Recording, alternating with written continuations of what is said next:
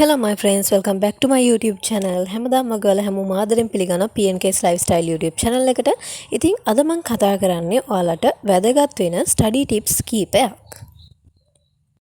study tips කියලා කිව්වට මම මෙතෙන්දි කතා කරන්නේ phone addiction එකෙන් නවතින ටිප්ස් ටිකක්. ඒ කියන්නේ දැන් ගොඩක් අය ෆෝන් එකට ඇඩික්ට් වෙලා තියෙන්නේ. ස්ටඩීස් කරනවා ටයිම් එකක් නැහැ.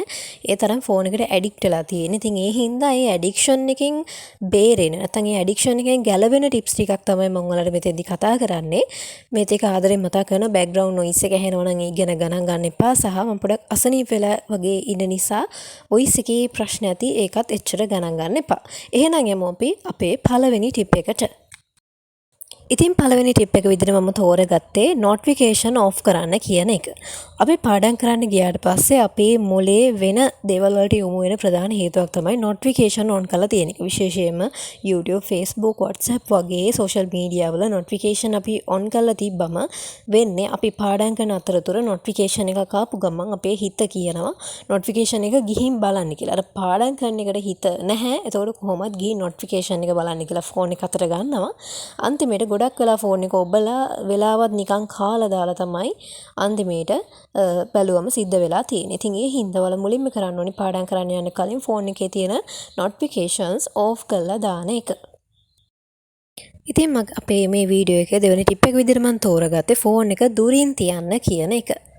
මෙතනදී ෆෝන් එක දුරින් තියන්න කියලා මම අදහස් කරන්නේ ඔයාලා පාඩම් කරන ස්ටඩි රූම් එකේ ඔයාලට පේන්න ෆෝන් එක තියන්න එපා. ඔයාලට පුළුවන් නම් ෆෝන් එක වෙන රූම් එකකින් තියලා ස්ටඩි රූම් එකට ගිහින් පාඩම් කරන්න. මේක ගොඩක් ඉෆෙක්ටිව් වේ ඔයාලගේ ස්ටඩීස් හොඳට කරගන්න.